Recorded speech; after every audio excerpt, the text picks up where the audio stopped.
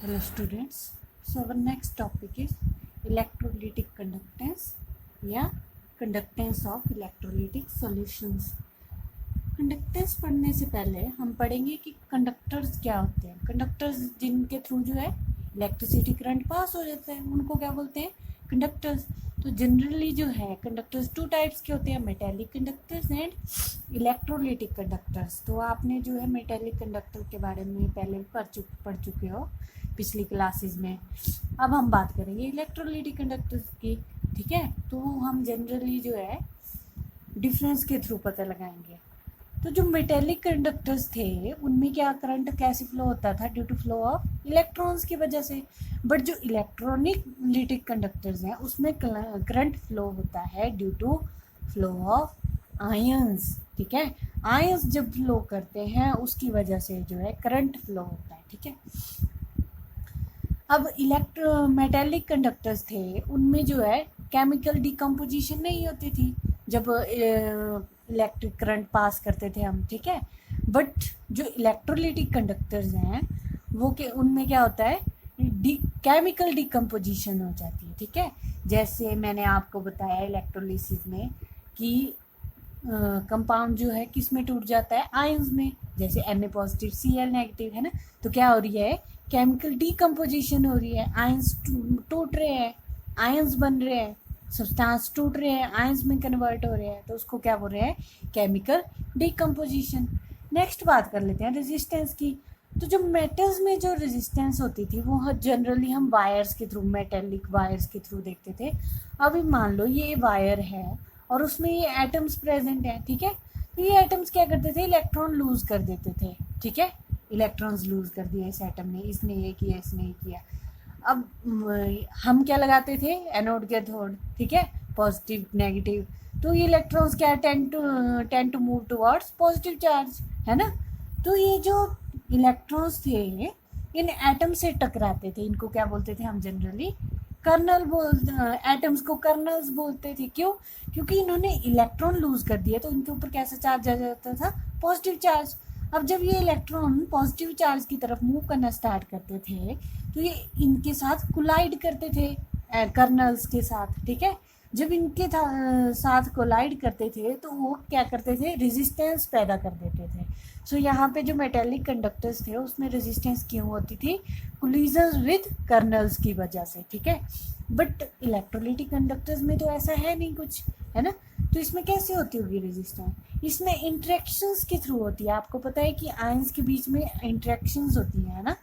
तो फर्स्ट जो है वो है सॉल्यूट सॉल्यूट इंटरेक्शन. मतलब अगर उसमें Na पॉजिटिव और Cl नेगेटिव दोनों तरह के आयंस प्रेजेंट हैं, ठीक है, पॉजिटिव और नेगेटिव, तो उन दोनों के बीच में भी इंटरेक्शन होगी. वो एक कोशिश करेंगे एक दूसरे को पकड़ के रखने की, है ना. अगर वो कोशिश करेंगे इस तरह से पकड़ के रखने की तो रेजिस्टेंस तो आएगी करंट फ्लो में, है ना. कंडक्टेंस में रेजिस्टेंस तो आएगी. तो सॉल्यूट सॉल्यूट इंटरेक्शन की वजह से रेजिस्टेंस आ रही है. नेक्स्ट है सॉल्यूट सॉल्वेंट. अब मान लो आपने जो एक्वस इलेक्ट्रोलाइट लिया है, ठीक है, मैंने बताया भी आपको पिछले कुछ एग्जांपल्स में कि एक्वस इलेक्ट्रोलाइट लेते हैं तो उसमें H2O के मॉलिक्यूल्स जो हैं ज़्यादा होते हैं, है ना. तो अगर उनके मॉलिक्यूल्स ज़्यादा होते हैं तो वो क्या करेंगे, Na पॉजिटिव को सराउंड कर लेंगे. अगर वो H2O के मॉलिक्यूल्स Na पॉजिटिव को सराउंड कर लेंगे तो वो उसे जाने ही नहीं देंगे इलेक्ट्रोड्स के पास, है ना. तो तब भी कंडक्टेंस जो है, कंडक्टेंस में रेजिस्टेंस पैदा होगी, है ना. तो सॉल्यूट सॉल्वेंट भी क्या कर रही है, रेजिस्टेंस पैदा कर रही है. नेक्स्ट आ गई solvent solvent.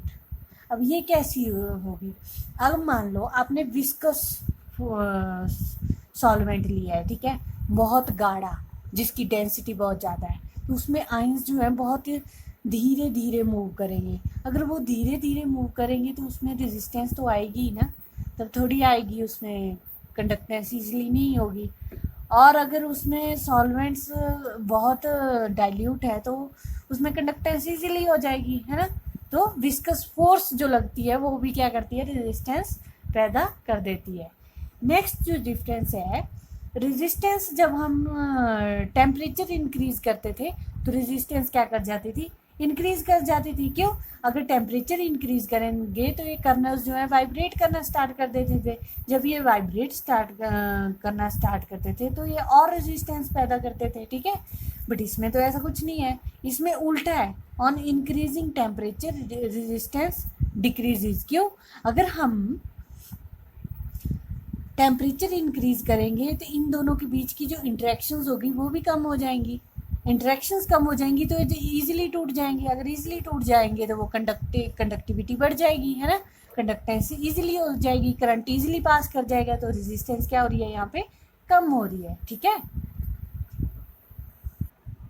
Next is electrolytes जो होते हैं वो जनरली टू टाइप के होते हैं, एक स्ट्रॉन्ग इलेक्ट्रोलाइट और एक weak electrolyte. So strong electrolyte के एग्जांपल्स हैं strong acids like HCl, HNO3, H2SO4, strong bases like NaOH and KOH, है ना, etcetera, and most of the inorganic salts.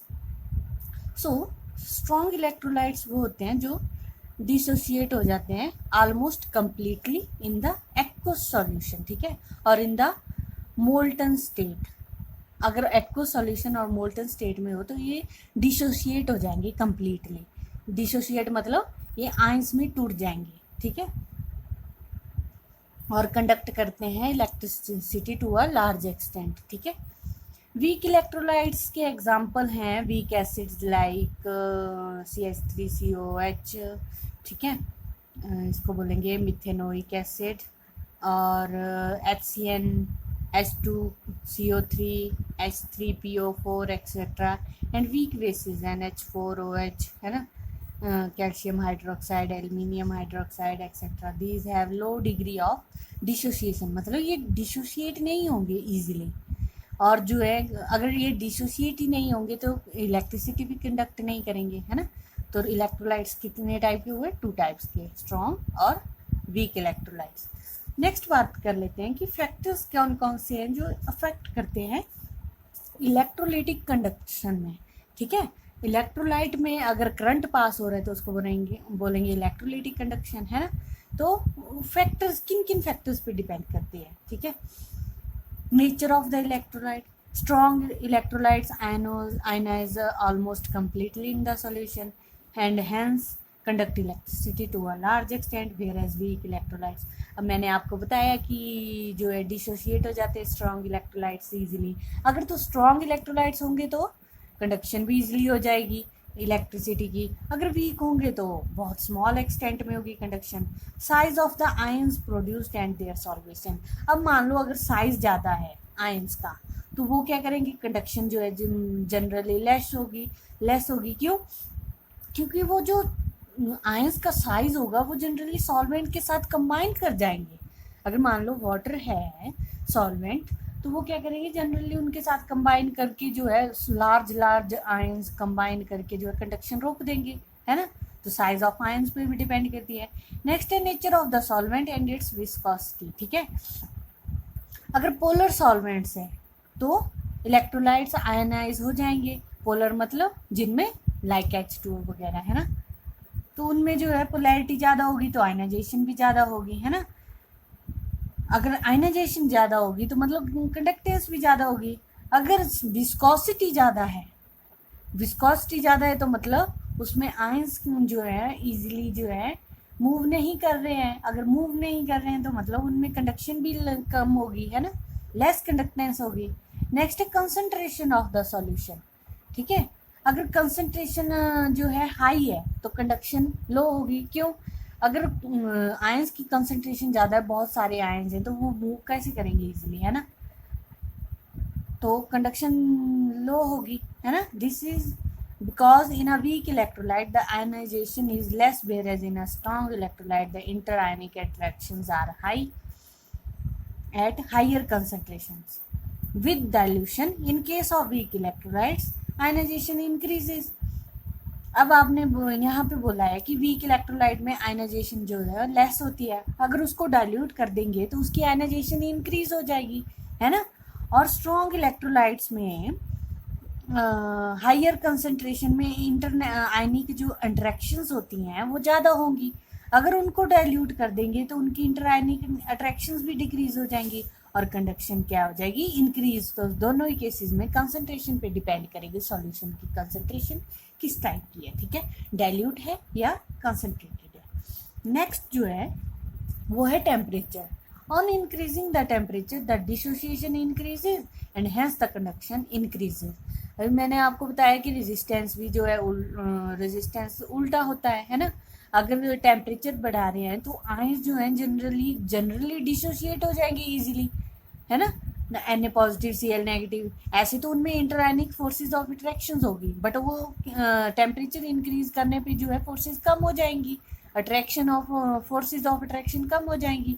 अगर वो कम हो जाएंगी तो वो इजीली डिसोशिएट कर जाएंगे। अगर वो इजीली डिसोशिएट हो जाएंगे तो वो इलेक्ट्रिसिटी इजीली कंडक्ट करेंगे, तो इसीलिए जो है कंडक्शन क्या हो जाएगी, इंक्रीज हो जाएगी, ठीक है। नेक्स्ट है कि जनरल टर्म्स क्या आ रही हैं इलेक्ट्रोलाइटिक कंडक्शन में, ठीक है। रेजिस्टेंस के बारे में आपने पढ़ा हुआ है और कंडक्टेंस के बारे में भी पढ़ा हुआ है आपने, ठीक है। जनरली रेजिस्टेंस क्या है, ओम्स लॉ के थ्रू आती है ना। If to the ends of a conductor is applied a voltage E and a current I flows through it, ठीक है, then the resistance R of the conductor is E/I, है ना। तो R के जो यूनिट होते हैं वो ओम होते हैं। E मतलब करंट, E मतलब वोल्टेज और I मतलब करंट वोल्टेज अपॉन करंट, ठीक है, वोल्ट्स अपॉन एम्पियर्स, तो ओम की ये आपने पढ़ा हुआ है पिछली क्लासेस में। अब बात कर लेते हैं कंडक्टेंस की। तो कंडक्टेंस जो होती है जनरली रेसिप्रोकल ऑफ रेजिस्टेंस होती है। कंडक्टेंस को हम या C से भी डिनोट कर सकते हैं या G से भी डिनोट कर सकते हैं, ठीक है। कई बुक्स में G से डिनोट किया होता है, कहीं पे C से कर लेते हैं। कंडक्टेंस का पहला अक्षर C होता है तो इसलिए इसको C से भी डिनोट कर लेते हैं, ठीक है। सो इसके जो फॉर्मूला आएगा वो क्या आ गया कि reciprocal of resistance, electrical resistance, ठीक है। सो इसको G1/R से रिप्रेजेंट कर देते हैं, है ना। तो अगर इसकी यूनिट्स देखें हम तो दो होंगे ओहम इनवर्स, है ना, ठीक है। ओहम इनवर्स को हम उल्टा करके भी लिख सकते हैं, महो MHO, ठीक है। उल्टा करके लिख देंगे अगर तो ये किसके यूनिट्स बन जाएंगे, कंडक्टेंस के। और सीमेन का भी हम जनरली यूज़ करते हैं कंडक्टेंस के लिए यूनिट्स। तो यहाँ पे जो है जनरली आपको सीमेन नहीं मिलेगा सब जगह पे कि कंडक्टेंस के यूनिट्स जो हैं सीमेन, ठीक है। नेक्स्ट है स्पेसिफिक रेजिस्टेंस, ठीक है, और रेजिस्टिविटी तो आपने पढ़ा है, इसको हम रो से डिनोट करते हैं रेजिस्टिविटी को। So resistance is equal to rho into length upon area. अगर हम रेजिस्टिविटी निकालें तो रेजिस्टिविटी आ जाएगी रेजिस्टेंस एरिया अपॉन लेंथ, है ना। यूनिट्स क्या आ जाएंगे इसके, रेजिस्टेंस के यूनिट्स होते हैं ओम और एरिया के होते हैं मीटर और लेंथ के भी मीटर होते हैं। तो इस तरह से इसके क्या आ जाएंगे, लेंथ के होंगे मीटर और एरिया के होंगे मीटर स्क्वायर, है ना। तो मीटर से मीटर कट जाएगा, 1 मीटर से 1 मीटर कट जाएगा और जो यूनिट्स आएंगे वो आएंगे ओम मीटर। क्या आएंगे, ओम मीटर, ठीक है, ओम मीटर। तो रेजिस्टिविटी के आपने पढ़ा हुआ है कि रेजिस्टिविटी जो है उसके यूनिट्स होते हैं ओम मीटर। अब ये तो बात की हमने जब हमने मेटल वायर यूज़ की रेजिस्टिविटी, ठीक है, एल और एरिया की, क्योंकि एल जो है उसकी लेंथ है और एरिया उसका कितना है ना। अब इलेक्ट्रोलाइटिक कंडक्टर्स में कैसे बात करें हम लेंथ और एरिया की, तो वहाँ पे क्या करेंगे, हम एक सेल बनाएंगे, ठीक है। मान लो एक बिकर ले लिया और इसमें ये सॉल्यूशन डाल दिया हमने इलेक्ट्रोलाइट का, और ये जो है 2 इलेक्ट्रोड्स हैं, ठीक है, एनोड कैथोड। अब इन इलेक्ट्रोड्स का जो एरिया होगा उसको हम ए मान के चलेंगे और इन दोनों इलेक्ट्रोड्स के बीच में जो डिस्टेंस होगा उसको हम एल मान के चलेंगे, ठीक है। तो मान लो अगर इसका एरिया लेंथ जो है, डिस्टेंस जो है सेंटीमीटर है और एरिया कितना है, सेंटीमीटर स्क्वायर है, ठीक है, सेंटीमीटर स्क्वायर है और लेंथ, तो उसको क्या बोलेंगे हम, सेल कांस्टेंट। क्या बोलेंगे, cell constant A and L for electrolytic conductors are known as cell constant, ठीक है। तो सेल कांस्टेंट की जो फॉर्मूला है वो है लेंथ अपॉन एरिया, ठीक है। तो इसके यूनिट क्या आ जाएंगे, सेंटीमीटर अगर लेंथ का है। अब हम सेंटीमीटर क्यों ले रहे हैं, मीटर क्यों नहीं ले रहे हैं। अब इलेक्ट्रोलाइट में मीटर कहाँ यूज होगा, मीटर तो बहुत बड़ी टर्म है, तो हम इसको सेंटीमीटर में लेके जा रहे हैं, ठीक है। So centimetre upon centimetre square, 1 centimetre से 1 सेंटीमीटर का कट गया, तो सेल कांस्टेंट की यूनिट क्या आ गए, centimetre inverse. So if two electrodes have different areas, इसको क्या बना दिया हमने, कंडक्टिविटी सेल, ठीक है। कैसे वो मैं अभी आपको बताऊंगी, आगे थोड़ी देर में पता चल जाएगा। अगर मान लो इन दो इलेक्ट्रोड्स के साइजेस डिफरेंट है ना, ऐसे तो हम मान के चल रहे हैं कि दोनों के एरिया जो है साइज जो है सेम है। अगर मान लो इनके जो एरियाज जो है साइजेस जो है डिफरेंट है तो फिर कैसे, अगर मान लो इसका 10 सेंटीमीटर है और इसका 8 सेंटीमीटर है, तो हम कैसे लेके चलेंगे कि ए क्या होगा। तो उसमें क्या करेंगे, हम कॉमन एरिया ले लेंगे, ठीक है। 10 और 8 में से कुछ भी कॉमन ले लेंगे और मान के चलेंगे कि ये इसका एरिया है, ठीक है। सो यहाँ पे दिया हुआ है कि अगर एरिया जो है 1 सेंटीमीटर स्क्वायर है, अगर ये एरिया जो है 1 सेंटीमीटर स्क्वायर है और लेंथ जो है 1 सेंटीमीटर है, तो रेजिस्टिविटी ऑफ इलेक्ट्रोलाइट, ठीक है, वो किसके बराबर होगी, रेजिस्टेंस के बराबर। किसके बराबर होगी, रेजिस्टेंस के बराबर। ये देखो,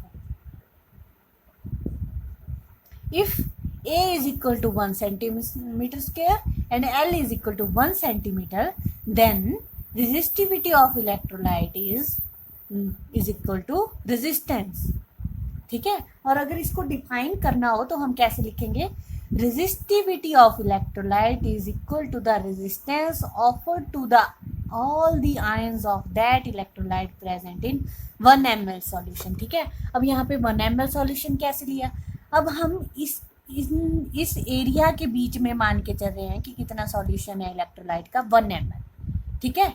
इस एरिया के बीच में मान के 1 सेंटीमीटर स्क्वायर और 1 सेंटीमीटर लेंथ के बीच में 1 ml इलेक्ट्रोलाइट प्रेजेंट है। तो जो ये 1 ml इलेक्ट्रोलाइट के आयंस जो रेजिस्टेंस ऑफर करेंगे, ठीक है, उसको क्या बोलेंगे हम, रेजिस्टिविटी ऑफ इलेक्ट्रोलाइट, ठीक है।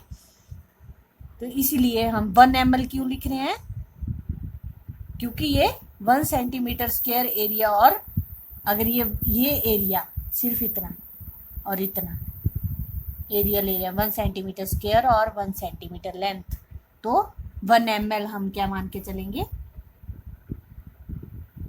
वॉल्यूम। अगर आपको ऐसे ना समझ आए तो आप देख लो वॉल्यूम ऑफ इलेक्ट्रोलाइट कैसे ले रहे हैं, ए इंटू वॉल्यूम कैसे लेते हैं हम, ए इंटू एल, और ए का क्या है 1 सेंटीमीटर स्क्वायर यहाँ पे दिया है ना, और एल क्या है 1 सेंटीमीटर, और 1 सेंटीमीटर क्यूब जो होगा वो 1 ml के बराबर होता है ना। 1 सेंटीमीटर क्यूब अगर 1 ml के बराबर होता है तो यहाँ पे इलेक्ट्रोलाइट कितना प्रेजेंट है इस एरिया में, 1 ml, है ना। तो डेफिनेशन क्या होगी, resistivity of electrolyte is equal to the resistance offered to all the ions of that electrolyte present in 1 ml solution, ठीक है। और अगर इसके हम यूनिट्स देखें तो ओहम सेंटीमीटर, कैसे, आर की रेजिस्टेंस क्या होंगे, ओहम, और एल बाई ए अगर हम लें तो एल बाई ए क्या होगा, एल बाई ए नहीं, ए बाई एल ले रहे हैं हम अगर, तो सेंटीमीटर से सेंटीमीटर 1 सेंटीमीटर तो कट जाएगा, बचेगा सिर्फ 1 सेंटीमीटर। तो यहाँ पे यूनिट्स क्या आ जाएंगे, ओहम सेंटीमीटर, ठीक है। और इसमें जो है इस पूरे एरिया को जो है हम बोल रहे हैं कंडक्टिविटी सेल, ये जो हमने बनाया इसको बोलेंगे कंडक्टिविटी सेल। क्यों, क्योंकि जो है इसके थ्रू जो है हम मेजर कर रहे हैं, क्या कर रहे हैं, मेजर कंडक्टिविटी, जो कि हम नेक्स्ट इसका टर्म है। सो कंडक्टिविटी और स्पेसिफिक कंडक्टेंस। अब कंडक्टेंस क्या था, रेसिप्रोकल ऑफ रेजिस्टेंस, उसी तरह से कंडक्टिविटी क्या है, रेसिप्रोकल ऑफ रेजिस्टिविटी, ठीक है। तो इसको जो है जनरली हम के से डिनोट करते हैं, के मीन्स कापा, ठीक है, कापा बोलते हैं इसको, कापा भी बोलते हैं, कई कप्पा भी बोलते हैं, तो सबकी अपनी अपनी प्रोनाउंसिएशन है, कोई कप्पा बोलते हैं, कोई कापा बोलते हैं, ठीक है। सो आपने ये याद रखना है। सो के क्या हुआ, रेसिप्रोकल ऑफ स्पेसिफिक रेजिस्टेंस। अब स्पेसिफिक रेजिस्टेंस की बात हमने अभी ऊपर की, सो वो रो से डिनोट कर रहे थे हम स्पेसिफिक रेजिस्टेंस को। क्या थी ये? रो की वैल्यू क्या थी? Resistance area upon length. तो कापा क्या हो गया? 1 by resistance area upon length. अगर लेंथ ऊपर ले जाएं तो 1 by R into L upon A. और एल अपॉन ए अभी हमने ऊपर पढ़ा क्या था? Cell constant. और 1 अपॉन आर क्या है? कंडक्टेंस। रेसिप्रोकल ऑफ रेजिस्टेंस क्या है? कंडक्टेंस। तो कंडक्टिविटी क्या है? Conductance into cell constant. क्या हुई? Conductance into cell constant. ठीक है, ये क्या है? Conductance. Reciprocal of resistance is equal to conductance. और ये क्या है? L upon A, length upon area, cell constant. ठीक है, तो कापा क्या हुआ? Conductance into cell constant. तो ये जो फॉर्मूला है आपका जनरली यही यूज होता है न्यूमेरिकल्स के लिए। ठीक है, इसको जो है आपको नोट करके रखना चाहिए, ये याद कर लेना चाहिए। और यूनिट्स जो हैं आपके वो होंगे, अब कंडक्टेंस की यूनिट क्या होंगे? ओहम। अब यहाँ पे ये रेसिप्रोकल में है तो ओहम इनवर्स। ठीक है, और सेल कांस्टेंट के सेंटीमीटर होते हैं। ठीक है, इसके सेंटीमीटर स्क्वायर, इसके सेंटीमीटर, अगर एक से एक कट जाए तो सेंटीमीटर -1 ऊपर आ जाएगा। ठीक है, और ओम को हम लिख लेते हैं सीमेंस में। ठीक है, तो यहाँ के इसके यूनिट्स क्या आ सकते हैं? Semen, centimetre inverse. ठीक है, ओहम इनवर्स को हम सीमन बोलते हैं। ठीक है, ओम इनवर्स को हम सीमन बोलते हैं। ठीक है, सो कंडक्टेंस क्या हुई? Conductance due to all the ions present in 1 centimetre cube of electrolytic solution. 1 centimetre cube. अब हमने ऊपर बताया ना कि इलेक्ट्रोड्स प्रेजेंट है। मान लो ये 2 इलेक्ट्रोड्स प्रेजेंट है। ठीक है, ये दो इलेक्ट्रोड्स, और इसके बीच में जो है इन दो इलेक्ट्रोड्स के बीच में इलेक्ट्रोलाइटिक सॉल्यूशन है। तो इनका लेंथ और एरिया क्या हो जाएगा? 1 सेंटीमीटर क्यूब, है ना। 1 सेंटीमीटर क्यूब में जो इलेक्ट्रोलाइटिक सॉल्यूशन प्रेजेंट होगा उसके आयंस की वजह से जो है कंडक्टेंस होगी, है ना। तो डेफिनेशन क्या आएगी?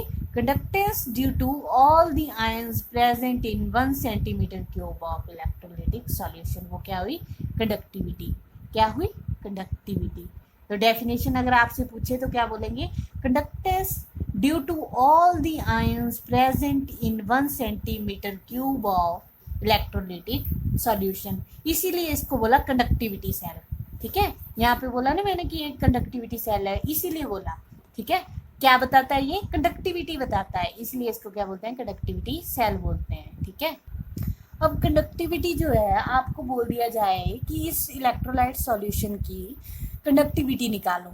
ठीक है, तो मान लो अगर किसी ने 1 मोलर सॉल्यूशन लिया और किसी ने 2 मोलर सॉल्यूशन लिया तो आपकी वैल्यूज तो डिफरेंट आएंगी, है ना। अगर वैल्यूज डिफरेंट आएंगी तो आप कैसे प्रूव करोगे कि ये?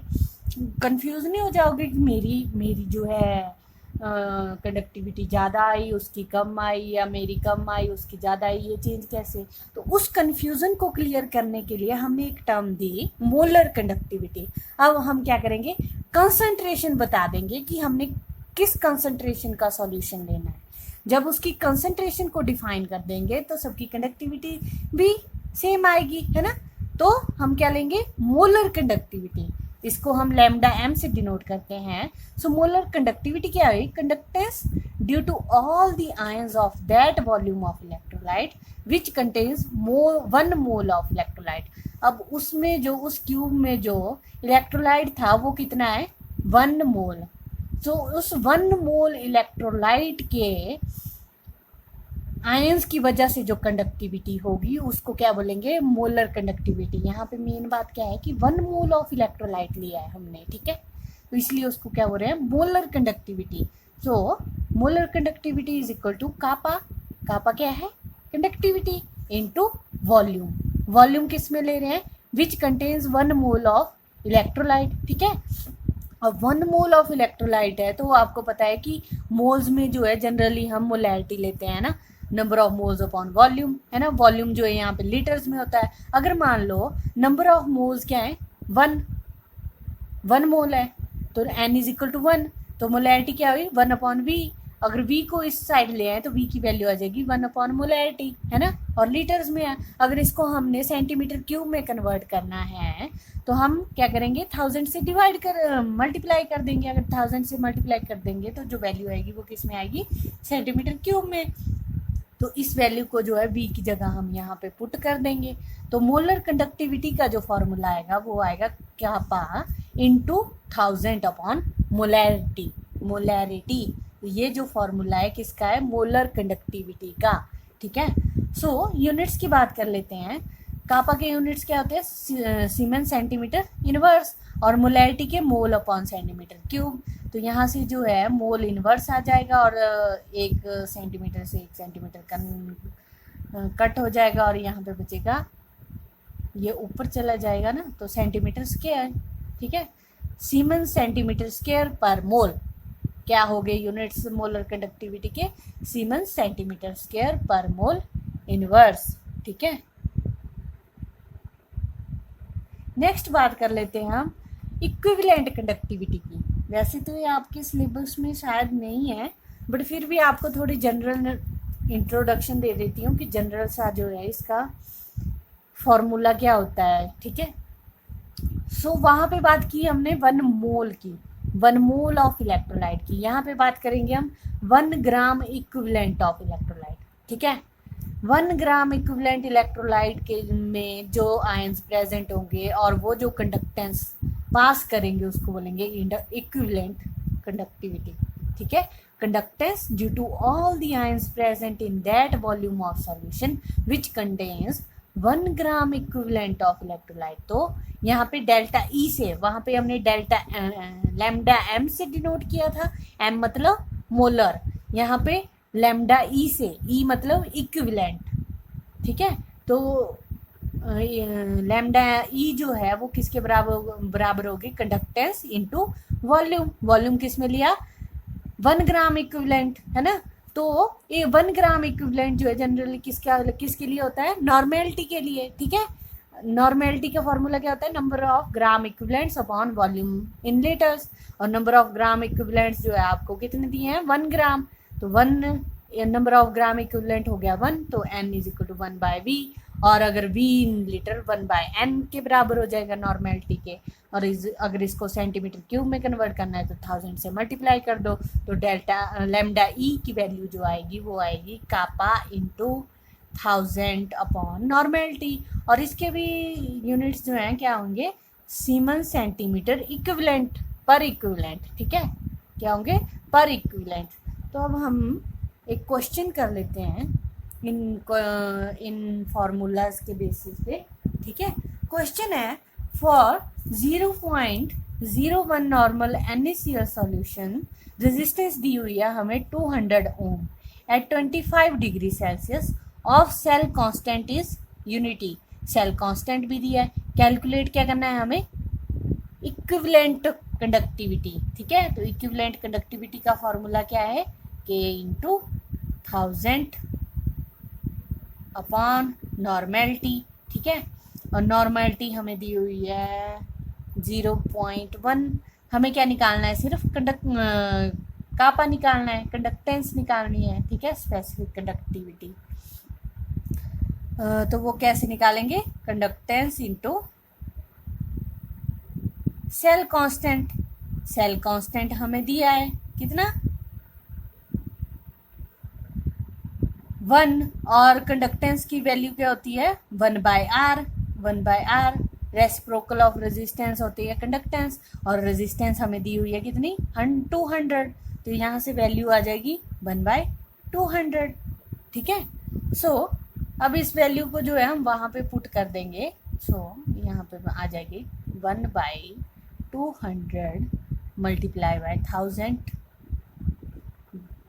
Divided by 0.01। नॉर्मल सॉल्यूशन हमें दिया है, पॉइंट अगर हटा दिया तो इसमें से ये 0 कट जाएंगे और 2 से यहाँ 500 सो इक्विवेलेंट कंडक्टिविटी की वैल्यू क्या है हमारे पास, 500 सीमेंस सेंटीमीटर स्क्वायर इक्विवेलेंट पर इक्विवेलेंट, ओके। तो इस तरह से जो है आपने क्वेश्चंस लगाने होते हैं फार्मूलाज में, और आपने देखना होता है कि क्या दिया है हमें, ठीक है, कौन कौन सी वैल्यूज दी हुई हैं। बस अगर आप ये देख लोगे कि आपको रेजिस्टेंस दी हुई है, सेल कांस्टेंट दिया हुआ है, तो आपको पता है कि कंडक्टेंस निकालनी पड़ेगी रेजिस्टेंस से, और अगर कंडक्टेंस निकाल ली, सेल कांस्टेंट दिए, तो आपका कापा निकल जाएगा, अगर कापा निकल जाएगा तो आपकी इक्विवेलेंट कंडक्टिविटी भी निकल जाएगी। इसी तरह से जो है आप, अगर आपको मोलैरिटी दी है तो मान लो आपने क्या निकालनी है, मोलर कंडक्टिविटी है ना, तो वहाँ पे बताया होता है सब कुछ, आपने बस थोड़ा सा फॉर्मूला ध्यान से लगाना होता है, तो क्वेश्चन जो है इजीली सॉल्व हो जाते हैं, ठीक है। Thank you.